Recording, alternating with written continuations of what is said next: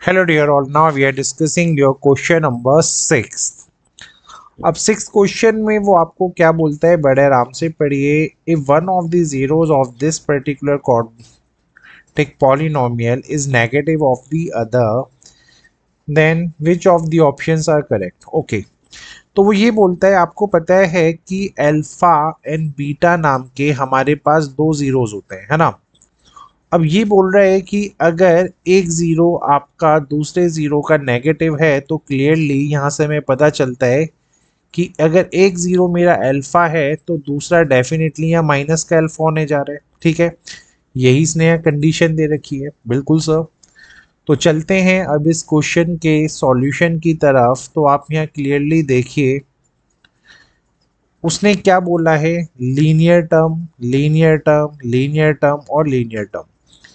कोई भी फंक्शन जब ए एक्स प्लस बी फॉर्म में होता है तब वो बनता है एक लीनियर पॉलिनोमियल यानी लीनियर टर्म। ठीक है, तो क्लियरली यहाँ पे ये एक्स स्क्वायर यहाँ पे आपको दिख रहा है और एक्स स्क्वायर बनने से हमें पता चल जाता है कि यहाँ पे ये एक क्वाड्रेटिक पॉलिनोमियल है, पहली चीज़। और क्या इसमें कोई लीनियर टर्म रहेगी, और लीनियर टर्म जहाँ पे ये जो है वो है ए एक्स वाली। अगर यहाँ ए एक्स रहेगा, है ना, मतलब लीनियर टर्म वही भाई जिसका डिग्री 1 होता है जहाँ पे एक्स का। अगर यहाँ ए एक्स बचा तो लीनियर टर्म इस क्वेश्चन में बचेगी, अदरवाइज नहीं बचेगी। तो जब मैं सॉल्यूशन में जाऊंगा तो मुझे पता है अल्फा प्लस बीटा मेरा होता है माइनस का बी अपॉन ए, और यहाँ से ये हो जाएगा माइनस का ए अपॉन 1। अब क्योंकि ये दोनों जीरोस आपस में, अगर मैं देखूं तो इस बीटा की जगह मैं माइनस अल्फा लिख सकता हूं जो कि कैंसिल आउट होके ज़ीरो हो गया। तो ए का वैल्यू हो गया यहाँ पे ज़ीरो। ठीक है, अब ए का वैल्यू अगर इस क्वेश्चन में बन जाता है ज़ीरो तो ये जो पूरा का पूरा एक्सप्रेशन मेरे पास है ये बन जाएगा ज़ीरो। और जैसे ही मेरा ए एक्स वाला एक्सप्रेशन यहाँ ज़ीरो बन गया तो मेरे इस क्वेश्चन में से ये जो लीनियर टर्म था, जिसको मैं लीनियर टर्म बोल रहा हूँ, जिसकी डिग्री 1 होता है ना, ये हो गया यहाँ से गायब। तो क्लियरली अब ऑप्शन ए या ऑप्शन बी में से ही मेरे पास कोई आंसर होना चाहिए, क्योंकि मेरी लीनियर टर्म गायब हो चुकी है।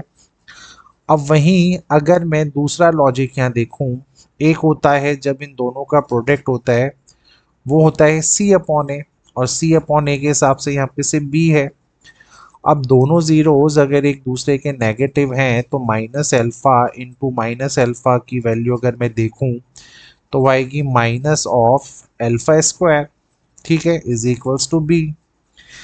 किसी भी चीज का स्क्वायर, किसी भी नंबर का जो स्क्वायर होता है वो एक पॉजिटिव वैल्यू देता है, ये हमें पता है। लेकिन अगर यहाँ पे, अब ये तो कंफर्म है ए स्क्वायर पॉजिटिव देगा, लेकिन अगर यहाँ पे एक नेगेटिव साइन लगा है, अगर यहाँ पे एक नेगेटिव साइन लगा है तो क्लियर सी बात है ये जो बी यहाँ पे है इसका वैल्यू क्या हो जाएगा, नेगेटिव। क्यों?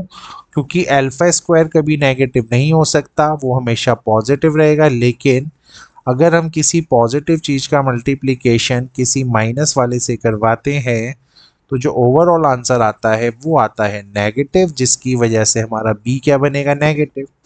तो जो इस क्वेश्चन में हमारी कांस्टेंट टर्म है जिसको हम बोल रहे हैं बी, उसका आंसर आया है नेगेटिव। तो इस वजह से आपका जो ऑप्शन नंबर ए है वो बन जाता है हमारा आंसर। होपफुली क्वेश्चन क्लियर होगा।